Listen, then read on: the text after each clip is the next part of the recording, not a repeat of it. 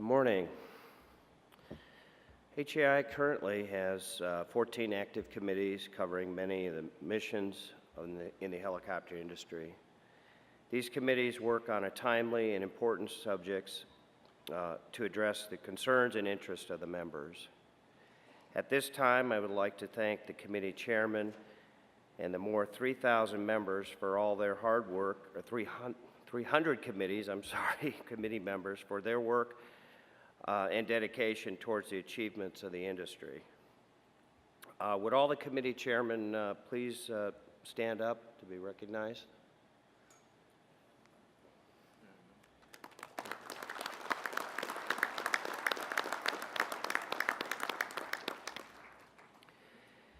I would like to encourage other HEI members to serve on our committees.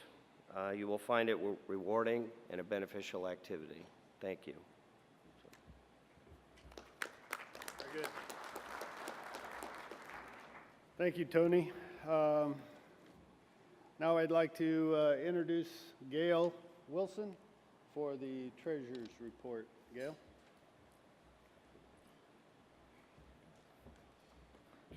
Morning. Well, I'm the bearer of good news. I've got the easiest job here in the room. Everything's positive, and I promise the speech to be very, very short. Did we post figures up anywhere? Okay, we did not. All right. I'm going to read this for you here. Our financial performance year to date. Our revenue is exceeded just a little over $9 million, $9.1 million. Our budget, however, was 9.2, which results in a 1.7 below what our year-to-date budget was put together by our CFO, Kevin, at the beginning of the year. However, our expenses are down considerably.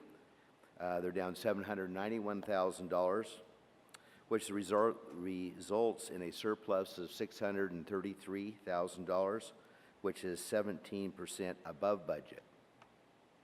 So those are all great numbers. We're very liquid. In a time when associations, aviation, non-aviations are struggling, your association is thriving. We're stronger than ever. They mentioned the new building things. We're very liquid. We currently have $11,191,000 in cash. That represents 97% of our annual budget.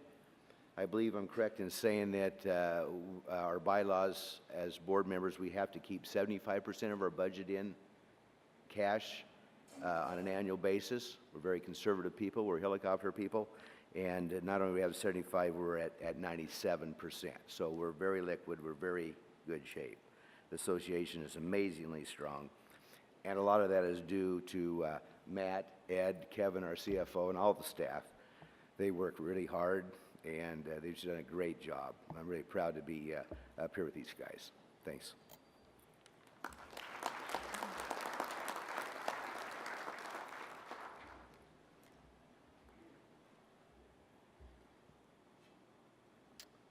Okay, thank you, Gail. Appreciate it. Yeah, it's the association is very healthy. Should be proud of that. Now I'd like to turn the microphone over to HEI President Matt Zaccaro for the President's report on the state of the association and also Helicopter Foundation International. Matt? Thanks a lot, Chris.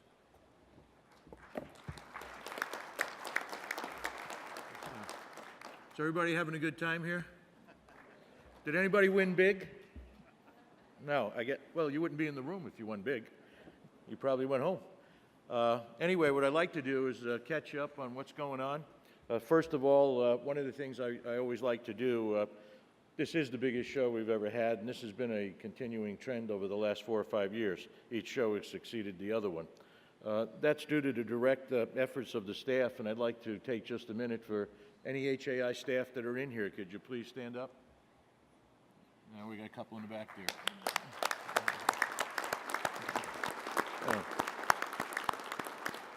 It's kind of funny because people say, you know, you put on the world's largest helicopter show and you're running all over the world traveling and doing all this stuff with your staff. They think we have like 100 people. We only got 40 staff. And they produced this entire show, everything that you see, videos, collateral material is all produced by the staff. And they just do a phenomenal job, and they're absolutely focused on member services. I can say with a straight face, when we get up in the morning in the Washington, D.C. area, the only thing we're thinking about is how do we make the members' lives better every day. And I'm just proud of them, and they did a great job. So what I'd like to do is jump into our sponsors and identify them. Again, Bell Helicopter is our diamond sponsor for the event. The gold sponsors are up on the screen, and I'll run through them. Rolls-Royce, Avial. Silver, Eurocopter, Pratt & Whitney, Sandell, Sikorsky. And the bronze, Augusta, Alliance, Greenwich, Heli Values. MD, H. Ross Perot and the Perot family, and Universal Avionics. And then our supporting sponsors are up on the screen, and you can see the various logos. And they're all critical to the success of HELI-EXPO. If we really didn't have the sponsorships, there's a lot of things we potentially would have to cut back on, and these fine company associate members have stepped forward and operator members to help us with the show. The Salute to Excellence Awards, which will be Wednesday evening at the awards banquet, each one of those awards is in fact supported by a sponsor. And what that support actually does is allows us to bring the award winner and a guest and to the show, cover their expenses and their lodging and access to the show. You know, it's no fun really when you think about this. Oh, by the way, you won an award, and then it's going to cost you X to come and get it. So what we've done is set up the sponsorships for that function to allow the award winner to actually get here and accept the award in person. And you can see Augusta Westland Safety, Bell Helicopter Lifetime Achievement, Eurocopter Golden Hour Award, MD Helicopter Law Enforcement Award, the Rolls-Royce sponsors Helicopter Maintenance Award, Sikorsky Humanitarian Service Award, and H. Ross Perot and the Perot family sponsor the Dub Blessing Certified Flight Instructor of the Year. And I thank each one of them for that. HAI bylaws revision. Every now and then we review the bylaws at the board meeting and by staff, and we have noted something that we would like to request your permission to change. The change is really quite simple. We have 3 categories of regular operator members. One of them is the top one, which is the current verbiage, which says any operator of helicopter, principally for private use or as a business aid, operators who are regular members under this subclassification B shall be subclassified as regular members, corporate, private. We've identified what we believe is an area we can improve in addressing membership needs. And what it is as we've traveled and we've looked at safety statistics and operational efficiency, we found out that we can do a better job of addressing the general aviation community and the private individual owners that own and operate helicopters that are HAI members, and actually bring more of them under the tent, so to speak, and we can then converse with them about safety, fly neighborly, all the things we want to do. And we think a part of that effort is to actually identify that segment, which was previously corporate-private, as general aviation. So this bylaws change will do a lot of things, and it's a very simple one. We just want to change corporate-private to general aviation subclass membership. And we sincerely request your support in this, and we'd like to take a vote now. If I can get all the members who are regular operator members who have the cards, those in support of this bylaws change to enhance our relationship with GA and promote their participation, please raise those cards. Okay. And anybody opposed to it? I don't see anybody. Our legal advisor, I don't see anybody. I think we have a... Great. Thanks so much for your support. I really appreciate that. Safety. Safety is our first priority. It's above everything else. One accident is one too many. Our vision is 0 accidents. Everything that HAI does starts at the safety level, and we work down. And I think it's no mystery. I think we all realize that our safety record and our perception by lawmakers, regulators, the press, the community, rest on how our accident history and events occur. And it really drives everything that we try to do. When we try to go get heliports, we try to get access to airspace or increase the customer base, they look at how safe we are. And that's where we have the HAI-sponsored safety forums as part of our program. Those are some of the mission-specific safety forums that we put on around the world on a regular basis. One good thing happened, we reorganized and increased our operations department, and our Director of Safety, Stan Rose, was actually developing this program. We call it our On the Road Outreach Program for Safety. He did such a good job of it that he's on the road all the time. And we've now actually have a dedicated position for safety outreach because we just have so many events going on safety. The other thing I like to point out, all of our safety programs on the road are free. All we want is your body in the room so we can talk to you about safety and efficiency. Safety department initiatives include our mission-specific training. The HAI safety team is in a partnership with FAST team from the FAA.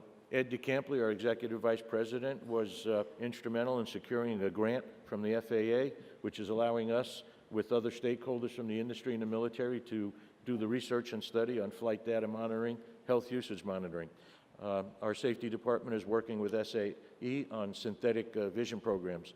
We're working on a number of programs that are gearing towards a vision for the future of low-level IFR helicopter dedicated routes and approaches. As I've mentioned before, the vision for that, and the software already exists, is you could have an EMS helicopter leave a trauma center and knows the Latin long and puts that into the computers on board the aircraft, and then they subsequently take HTAR's database with the terrain and the obstacles and then match it up with TERPS criteria from the FAA as to how to construct an approach, IFR, and instruments, point in space. So by the time they get to the scene where they're trying to make the pickup, that approach will pop up on the screens in the cockpit. And that software is available. And it doesn't take much to figure out if we can get the infrastructure like ADSB, we can have true all-weather IFR capability in most of our missions. And it's a safer environment, obviously, much more controlled. The International Helicopter Safety Team, it's an international effort by the entire community around the world to reduce the accidents and eliminate them. I'm very fortunate to be the co-chair of that international effort. The midpoint 10-year program we just came up on, and we've noted that we have a 30% decrease in accidents around the world. The highest occurrence of accidents are in fact happening in training and Part 91. They're not EMS, they're not offshore, they're not ENG. It's in that area right there, training and Part 91 personnel. That is why we're really trying to reach out to the general aviation community to work with them so we can get these accidents down. There was a realignment of our goal. We originally set out 80% 5 years ago, and we realized by saying 80% reduction, when you flip those numbers, in essence, we're willing to accept 20% of accidents. Well, no, we're not. So we really got into that in a discussion, and we've now realigned it, and it's target zero accidents. Two exciting things happened to us on the XCOM. We stood up at a U.S. team dedicated to just the United States because we were doing that as joint duty on the international team, and we just couldn't keep up with it. The good news is that Bill Childs, the chairman of Bristow Helicopters and the largest operators in the world, is now sitting at that table as the co-chair for the industry to reduce the accidents. The other very important thing is Kurt Robinson, the president of Robinson Helicopters, has stepped up to the plate and is now a member of the International Executive Committee for IHST. And both these gentlemen trust me, are not figureheads. They roll up their sleeves and they're sitting in two-day meetings with us, working very hard as to how to figure out how to reduce the accidents, how do we get rid of them. So these are two good advancements in that program. Our accreditation program is moving along. It's a voluntary accreditation program for HAI members. The foundation is predicated on the international standards for business aviation, and we help rewrite that standard to apply to helicopters internationally. The HAI accreditation segment establishes standards for all the different missions that you do. ISBEO recognition program is up and running, and we have a number of applicants for ISBEO accreditation. Right now, as we're sitting here, there are workshops for the ISBEO program forum for operators and for the auditors. So we're moving that along as well.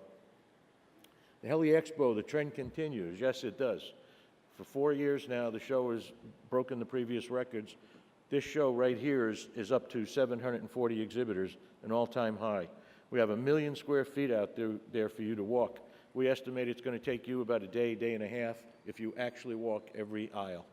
There are 60 helicopters on display, which we flew in, and a temporary heliport that we created outside the building. That heliport will remain active during the show, and the manufacturers will be using it for demonstration flights.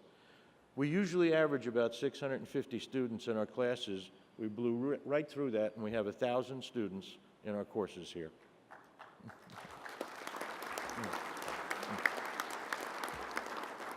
The last email I got last night from the staff indicated that we had 16,000 advance registrations for the show last night, and we haven't even opened up registration until this morning on site. We estimate if that trend continues, we'll break through 20,000 attendees, which is phenomenal. HELI-EXPO 2013, the General Aviation Association CEO Town Hall. This is, I think, a very quality event for you. It's going to be all these CEOs of the associations that are listed there, which is the gentleman that I work with all year long back in Washington. We have an excellent rapport with the other associations, and quite frankly, a lot of what we do and why we're successful is the strength of unity that we represent when we go on the Hill or are dealing with regulators. So these gentlemen have taken time out of their schedules, and we're going to do a town hall question and answer and update for you. And I would suggest you really put that on your schedule tomorrow at 9 o'clock, actually in this same room right here. The membership statistics, I thought you would like to get a run on where we're at now. We have 643 regular operator members, 1,041 associate members, which are manufacturers, service providers, 1,581 individual members, which are pilots, mechanics, and students. 91 affiliate members are other organizations that are similar to us that represent small operating areas around the world. It's organizations such as the Rotary Wing Society of India, the Japan Helicopter Association, the Australian Helicopter Association, the Helicopter Association of South Africa. We have numerous ones in South America, and certainly Canada and the U.S. And there's 91 of them that we work with on a regular basis. Just regular members, not affiliates, there's 3,351 members in 71 countries.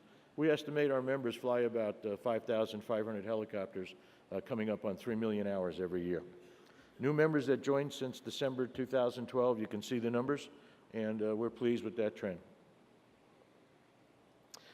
Our membership department won an award from the Association Trends organization, and it recognized our membership promotional kit and intro kit as the top in the association industry, and I'm really proud of the staff for putting this kind of materials together and winning the award. HAI's military outreach is in full swing. I've been over to the Pentagon on numerous occasions. I briefed every aviation branch chief through the military service. We're reaching out to the people getting out of the military, trying to entice them into the civilian side of the industry, basically, both maintenance and pilots. We engage the active military in fly neighborly programs and a lot of research and development benefits. Civilian industry actually benefits quite a bit from military R&D. One of the examples I like to use is night vision goggles. They were primarily developed in the military with the R&D, and they now are quite a safety advantage for people conducting civilian operations, certainly people in the HEMS community, EMS. HAI staff recruitment, we always like to let people know who we're looking for, and we're looking for a Deputy Director of Safety and a Deputy Director of Flight Ops, Technical. We're expanding that department to handle the additional workload. And if you know a young lady or a gentleman who might be interested, steer them our way. All the information is on rotor.com. The job fair is Tuesday, today, 10:30 to 5 p.m., Exhibit Hall North. It's a free opportunity for those that are interested in getting careers or looking for jobs to enter into the room and meet with employers that are actively hiring. The International Federation of Helicopter Associations, I'll be having lunch with these gentlemen and ladies from around the world, some of our international affiliates, to catch up on what's going on around the globe. And you can see it's a pretty eclectic group. Our exhibiting around the world, as Chris was talking about, I put the international trips in red. It's really been quite beneficial for us. We're pretty active during the shows for whatever days they are, be they a 2-day show or a 3-4-day show. We usually schedule meetings during the show the whole time and run into our exhibitors, our members, and our international partners. And normally when we travel, we also do presentations as part of their programs. We'll do safety presentations or economic regulatory presentations, whatever is applicable. Some working issues that we're working on. Obviously, safety. We're throwing a lot of resources and people into it, and funding for zero tolerance, zero accidents. The new FAA regulation that we're fighting, the predominant one, we're fighting numerous ones, but is restricted routes and altitudes predicated on noise complaints. The FAA, it's been going on for a number of years, but they finally got forced into issuing the regulation. It's based out of New York right now. It handles one chunk of airspace. And what it basically says is the FAA is now mandated to respond to somebody complaining about noise and has the authority and should, in their minds, create restrictive, dedicated routes for helicopters and altitudes for helicopters to operate in. It doesn't take much to imagine that this is going to spread across the country. And in fact, it already has. I've gone out several times over the last year and a half to Los Angeles battling a new bill that's been introduced that matches the one in New York. And this is something that if we don't stop it and do everything we can, people will be complaining about noise and the FAA will continue to shut down airspace on us and restrict us on routes. It's gotten to the point where we were left with no option. We have, in fact, engaged our legal advisors and we're suing the FAA. We instituted that litigation several months ago. The written arguments have been put into the docket with the court, and now we're waiting for oral arguments. We will fight this to the end because this cannot allow to happen. We're also taking another track where we're trying to work with the Congress and the General Aviation Caucus in the Congress to have a hearing on this subject so we can bring some light on it. Future generations, we're very concerned about the lack of qualified pilots and technicians. This is real. I've had members contact me. Some members cannot get maybe one or two of their aircraft in the air because they don't have the experienced pilots to fly the high-demand missions and utility work, and they don't have the mechanics, technicians, to get the aircraft out based on the need that they have to get them out of major inspections. Coming into the pipeline, it's not looking good. That's just the fact of life. Pilot starts are down. The registrations for technical schools has dropped. So we do not have these young people coming in from the civilian community that is going to fill this gap fast enough. And that's why we're doing an aggressive military outreach to try to have more of the experienced military people as they're retiring come into the industry. But this is something we're watching very closely, and it is very serious, and it could be a determinant on the future of the industry. Air tour operators, we worked with the national parks and airspace restriction. We were very successful due to our government affairs people and our VP, Ann Carroll, who handles our legislative initiatives up on the Hill. We were able to get legislation written that finally, after God knows how many years, locked down the definition of quiet, natural quiet in the Grand Canyon for the air tour operators that operate out of here. It remained a moving target with the National Park Service. Every time the operators met the goal, they established a new one. Now, by legislation, it's locked in, and we can hopefully have some stability in that area. To give you kind of a concept of what we actually deal with and what the opposition is like, I love telling this story because I'm on the National Park Overflight Advisory Group, which is a congressional study group to study air tours. And I'm sitting there, and we're talking about the air tours that are conducted in New York City, which is basically my hometown, obviously. And the person from the National Park Service and one of the naturalists leans over and says, "You're very inconsiderate." And I says, "Why? Why am I inconsiderate?" She says, "You don't grasp the concept that people want to go to New York City to have a wilderness experience." And I told her, "I'll tell you what, you tell the people to contact me, and I'll go up there to New York City with them, and I'll give them a wilderness experience. I'll take them to an ATM machine at 2 in the morning." And that's basically what you're fighting. People actually believe this, that you can go to a location like Manhattan and expect to have a wilderness experience without encroachment by helicopters. Now, helicopters in New York happen to deliver $185 million a year just at the operations in the heliports. So this is a battle that there's little logic and little fact, and that's frustrating. Public aircraft operations, we're going to have a forum Wednesday afternoon to try to further define that. There's a lack of definition. There's confusion as to what a public aircraft operation is, who has operational control, and when do they occur. And the FAA cannot really agree on this issue with the government agencies and with the commercial operators who work under contract. So we've been trying to facilitate these forums, and they've been moving us along, which I think is beneficial.